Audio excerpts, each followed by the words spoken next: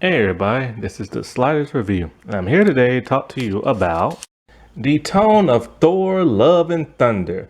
Basically, how Taika Waititi ruined Thor, or at least ruined this movie. Basically, the dude pulled a Joel Schumacher Batman and Robin. And I am not kidding. But you wanna know something? Guess what? I warned you. About a month and a half ago, I made a video. Me giving my thoughts on Thor, Love and Thunder, like the trailer and stuff. And I warned you that Marvel was getting too silly for its own good. Now, let me just interject real fast before I go any further, because I wanted to point out something. Another reason why I knew this movie was going to be like, was the costume in which Thor wears. Like, look at this costume. It's too goofy looking. It's too brightly colored. It's blue, it's yellow. And yeah, a lot of blues and yellow sometimes do match. But that's one reason why some people don't want the X-Men to be blue and yellow. But this is very shiny. It's very bright. It's very chrome. And it just looks buffoonery. It also looks a little Beta Ray Billish a little bit. Which, if they're gonna use a costume similar to his, why not just bring him in? Then there is his helmet, which, I remember I've always wanted Chris to wear his helmet, but he doesn't. And then, after he stopped wearing it, it's kind of like, sometimes he does look better without it. But this helmet just looks ridiculous and everything. It looks stupid. It looks buffoonery. And that's because Taika wanted him to look like a buffoon. Now, I know what you're saying. The Russos made him a buffoon in Endgame, but you gotta remember Infinity War. In Infinity War, the Russos manned him up. They turned him into a man. And then when it came to Endgame, they knew he was going to be going off with the Guardians and everything. So they had to make him silly again. And they also knew Taika was going to make a third movie, so they had to make him back into that buffoon state so he can fit back in with Taika movie and everything. I believe if he was never going to join up with the Guardians, I believe if he was never going to have that third movie with TT, they would have kept him manly and and serious and Endgame and stuff. Not to mention, look at his villains, like the Grandmaster, a fool. Look at Zeus. My God, he's the king of the Greek gods, and they turned him into an idiot. And I'm just like, no part of this movie was made to be taken seriously, and that's the problem. Somebody should have talked to Taika and be like, look, man, gotta make this more serious. But nobody did that. The humor and the comedy in these Marvel projects is going insane. It's too much. It's not being taken serious anymore. And it's ruining the movies and it's ruining the TV shows. Because the last couple of Marvel Plus shows that have come out have been pretty much every Marvel show that's come out on Disney Plus has been comedic. WandaVision, Loki, I've heard. I haven't seen Loki yet, but I've heard. Let's see, what else? What is that show called? Hawkeye was comedic. Moon Knight was comedic and had no business being comedic. The first two episodes of Miss Marvel was very comedic, very Disney Channel-ish. All the graphics and the letters and stuff like that, that has now disappeared. But why was it there in the first place? This show has two different tones. First two episodes feel like a Disney Channel show, and then everything else feels more like a historical documentary on PBS with little superhero type stuff. And it has some of the dumbest villains I've ever seen. Because I've just recently started rewatching it because most of the time you kind of have to because there's no way to delete that off your continue watching list. So like I fast forward in the third episode, but then I watched the ending of the fight, which was a lame fight. And then I decided to watch the last two episodes before the sixth one's about to come. And I've never seen dumber villains in my life. If you know this portal light is going to kill you, why in the world will you still attempt it for? But I'm talking about Thor and everything. So, yeah. And then not only that, but She-Hulk is supposed to be a comedy series. And I'm hearing from other people online and stuff that Wonder Man is also supposed to be a sitcom comedy on Disney Plus. And I'm just kind of like, dude, why? And then now they brought in Hercules, and he's more comedic in the comic books, and Thor is more serious. But they made Thor more comedic now because of Ragnarok and Chris Hemsworth liking the shift in tone and stuff. Cause people are liking his character now. So with all of this Marvel Disney baby humor and everything, it is killing Marvel. But no, there's a couple people to blame for this. One, yes, all those comedy directors that like brought in this humor into Disney, Josh Whedon, John Favreau, those comedy dudes kind of went too far with the comedy, and Marvel is stuck because people's laughing too much. Then Taika Waititi did the whole Thor Ragnarok, and that just changed the playing field. Oh, and let's not forget James Gunn. And, people are laughing and laughing, and they're like, well, this is hilarious. You want to know something? People are now calling Marvel movies family movies. That is a red flag right then and there. Marvel movies have no business being in the same genre as a family comedy movie. Okay?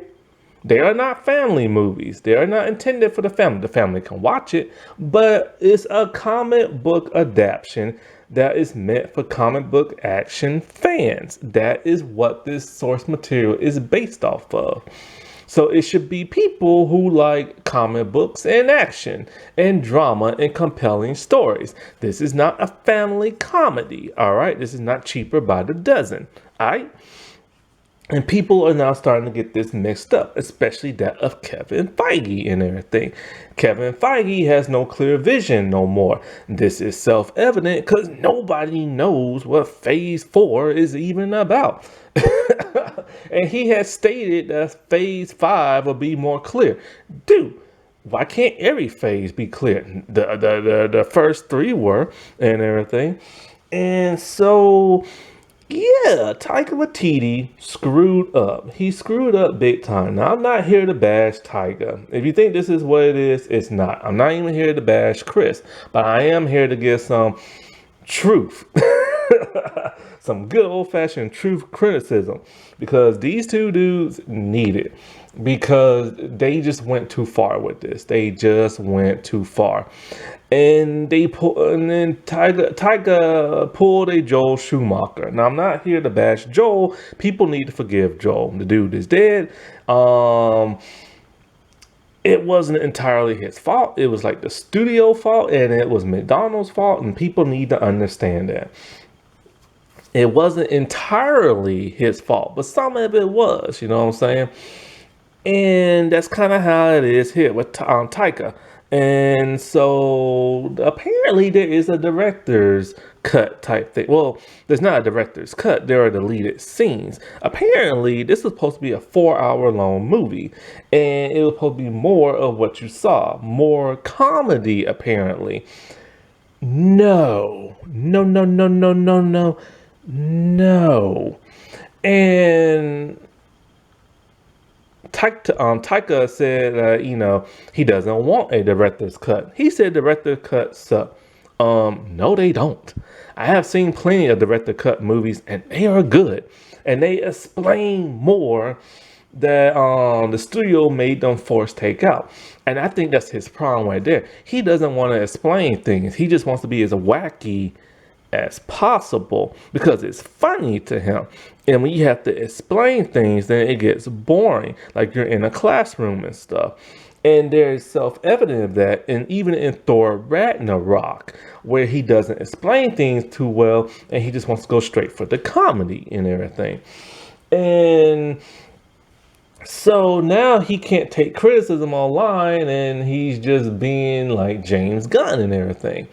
And fans are very mixed.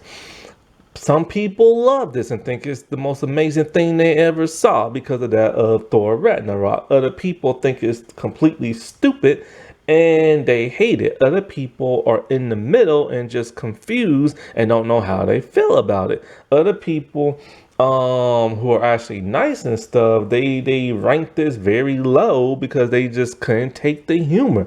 The humor is very stupid in this movie.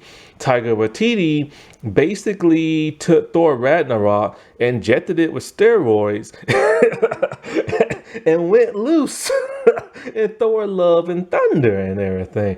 And he didn't control himself. This is why you need studio interference, so they can pull you back and be like, yo, calm your behind down. And no 4 hour long movies and stuff, because we already had that with the Snyder cut of Justice League. It's a good movie, but my God, I don't like sitting there for 4 hours and stuff. And I own it on DVD. And you know, if this would have been his true vision of the 4 hour thing, no, that just would have been too long of improv humor. Some people have said that it looks like an SNL skit, especially when Chris was on SNL playing Thor. And it does, but I'm going to go one step further. It feels like a Disney Channel show, a very wacky Disney Channel show, or a very wacky Nickelodeon show. And that's embarrassing, plain and simple as that. It should never have to feel that way, but that is the direction Marvel is going to. Because when people kept laughing at the previous movies and didn't take it serious, and then when people looked at Thor Ragnarok and really didn't take that seriously, Kevin Feige's all like, oh, what, you like that? You like that? You like the humor? You want more of that? You want to give me more of your money? All right, man, give me more of your money and I'll make more silly comedy movies and stuff. And Kevin Feige, the cracks are starting to show. He's not as perfect as people thought he once was. He does not have a clear vision. He never had a clear vision. His vision was the collaboration of other directors and writers and producers and stuff. Because he keeps saying, like, long time ago, oh, the MCU, the whole 10-year journey was planned out from the beginning. No, it was not. It was the help of directors coming in and putting in what they wanted, and then people liking that, and then him going with that. Just like when Tom Holland was all like, oh yeah, that was me in Iron Man 2 as a little kid with the Iron Man mask. No, it was not. But Kevin Feige put that in. And now it threw off the entire timeline to where he had to hire a professional to sort out the timeline of the MCU, his own property and stuff. And one of the things that made phase 1, 2, and 3 so great, a lot of those people aren't even there no more. A lot of those directors have left, been fired, gone, you know what I'm saying? And even Jon Favreau, he's still there as a producer, but he's probably not putting much input in because he's too busy doing Star Wars stuff. And not to mention, he got fired as a director because he fumbled with Iron Man 2 by putting in like fart noises and stuff. And so he can say all he wants. Oh, making the Avengers movie was going to be complicated because, you know, Thor is a god and Tony does tech. And I don't know how to do that. No, you got fired. But you remain as like an actor, not a very good one, and a producer and everything. And so, like, yeah, it's like these new directors and stuff that are coming in. They're doing their own thing, but nobody knows what the world is going on. And now let's get back to the humor of it all, and the reason why I'm making this video. Um, Thor: Love and Thunder was just a laugh fest, and some of the jokes just did not land. My God, those screaming goats. Put them out their misery already. I'm just like, yo, somebody hop through that like movie screen and get rid of them goats and stuff. Tranquilize them, do something. That was ridiculous. It was funny at first, but after a while, it just was not. And I agree with everybody else. Kristen Bell, dude carried that movie on his shoulders, his pale gray shoulders and everything, until even he became goofy in the movie. And he wasn't even in the movie for that like long. And not to mention, if he's supposed to be Gore, the God Butcher, why wasn't he butchering any gods on screen? Oh, he did it off screen because it's the Disney Marvel baby humor. They can't show that, just like in Moon Knight. They can't show that no more because the little kids are gonna be like, crying their eyes out and everything because these are family movies now, apparently. And, that is the problem with this crap. I said it before, stop laughing, complain, tell Marvel you want to get more serious. If you don't start doing that now, they're going to keep doing this. But they're already starting to see, oh crap, people don't like this. But if you don't keep up the complaining, then they're going to keep doing it because it's going to eventually make them money one way or another. Because this movie is making money, but that will soon stop and everything. It's the #1 highest movie right now. Watch. If any other blockbuster comes out next week or 2 weeks, Thor is going down to like #2, #5, something. Because this movie just was not good.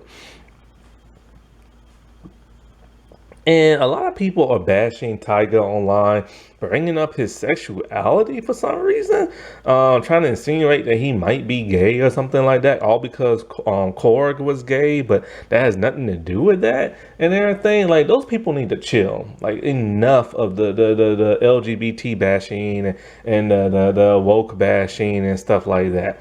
And I see all those comments, oh, this movie went woke and everything, and blah, blah, blah, blah, blah. And like, did you see how much screen time Valkyrie had? Did you see the mighty Thor Jane? Did she take over as Thor? No, she did not. Because she's dead. Died.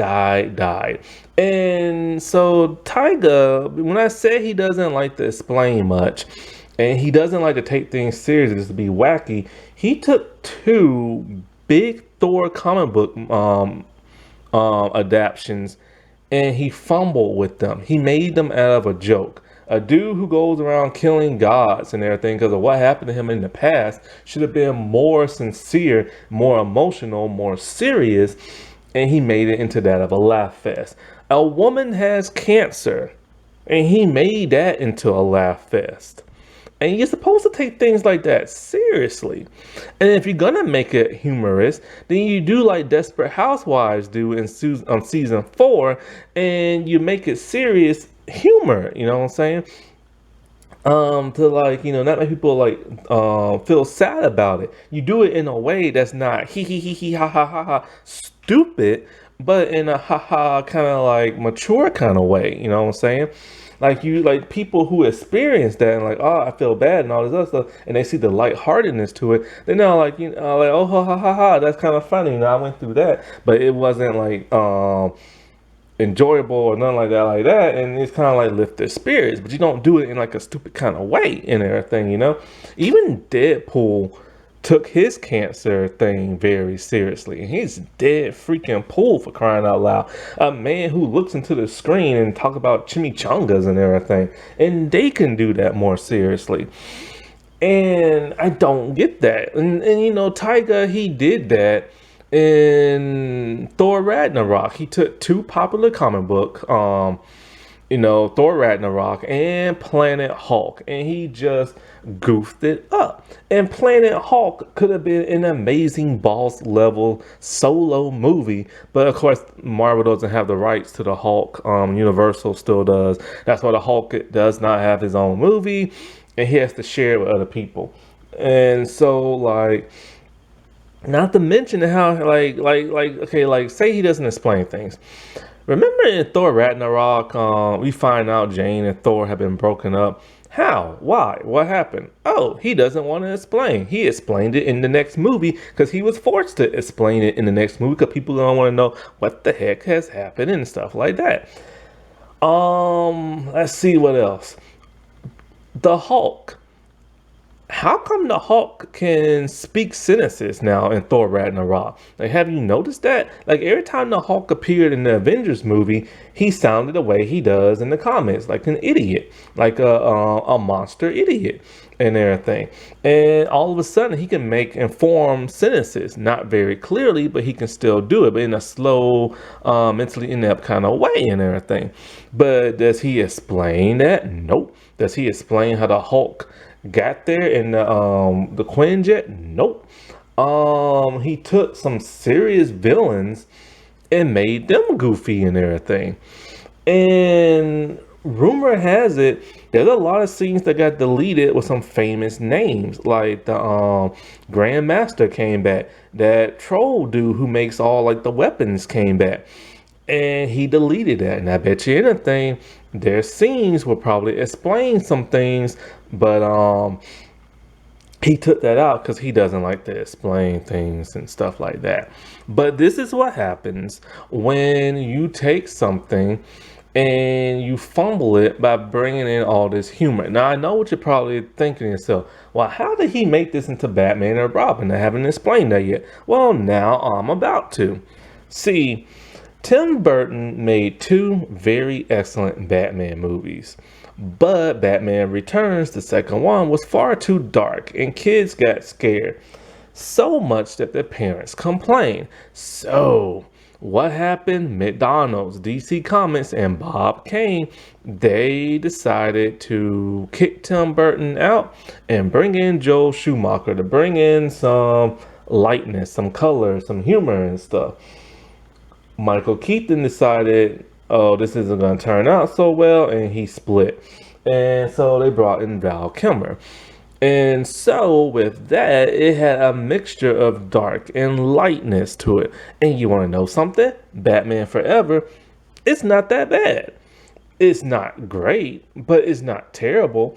There are some things that are irritating, like the neon lights and stuff like that, and there's a little too much humor, but all in all, it's a solid movie. And Val Kilmer, even though people don't want to admit to it, was a pretty good Batman and Bruce Wayne and everything. And so what happened? It made tons of money, and the studio's all like, yes, we want more of that. And so, because he got away with the humor and the bright colors, with the darkness and stuff, Joe Schumacher, when he did Batman and Robin, went full in more of what he did last time. And it flopped. It flopped hard. It was too, Batman and Robin was too humorous. It was too colorful. It was too campy. It ruined the careers of pretty much everybody who was in the movie and stuff. And it ruined Joel's career. And he regretted it. He wanted to redeem himself with another movie, but the studio said no. And it took nearly a decade for another Batman movie to get made. And in fact, Batman Forever has a lot of deleted scenes. A lot of them are very serious and methodical and psychological. But he was forced to cut that because the studio wanted more humorous stuff. And the studio wanted more humorous stuff in Batman and Robin, and he just went all crazy on it. And see, he took his own style and he just infused too much of it. And that's what Tiger did. People enjoy. Some people love. Some people are saying Thor Ragnarok is the best Thor movie ever. But when you ask them why, they always say the exact same thing. It's funny. That don't mean nothing. That's like when somebody says a dark movie is really good. Like, why is it good? Because it's dark and edgy. Okay, but why? Because it's dark and edgy. Like, just saying something's humorous doesn't mean it's a great movie and everything. Now, and so the thing is, this has now caused people to actually like Thor 1 and Thor the Dark World and everything. Because people are now starting to see that those movies weren't as bad as they made them out to be. They was just stale, kind of forgettable and stuff, but they weren't that bad. And people are now looking at the importance of those movies, especially the first one. They're looking at how more serious it was, how driven Thor was.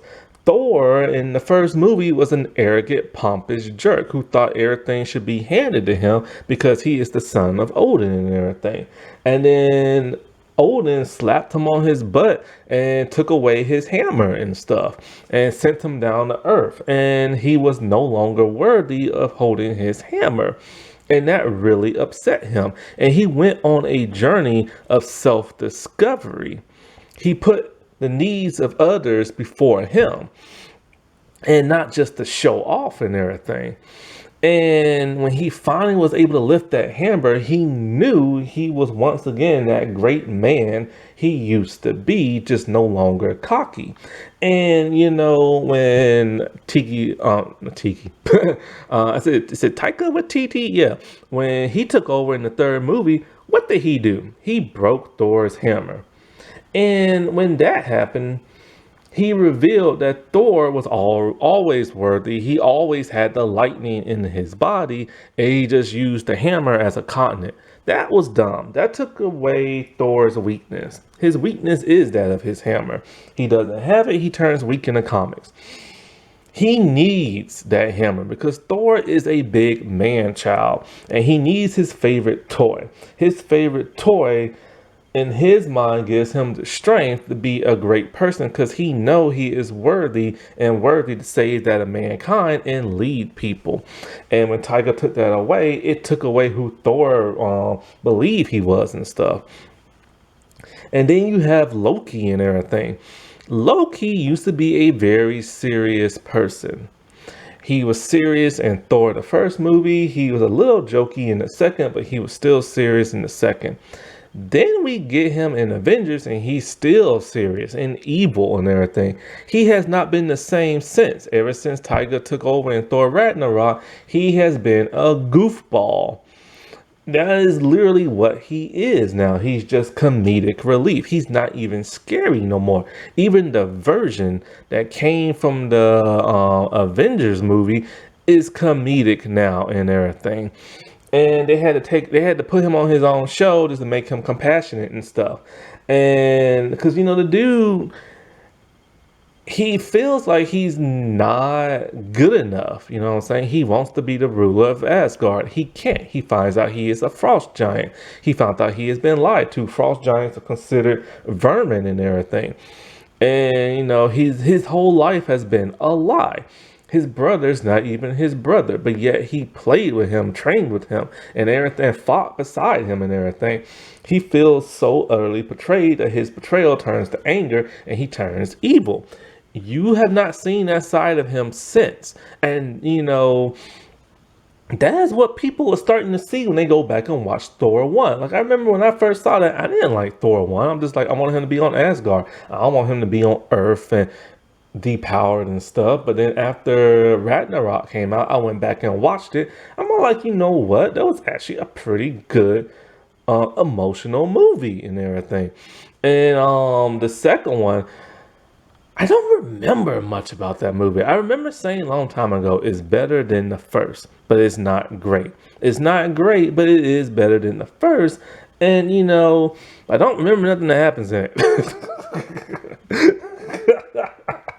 I really don't.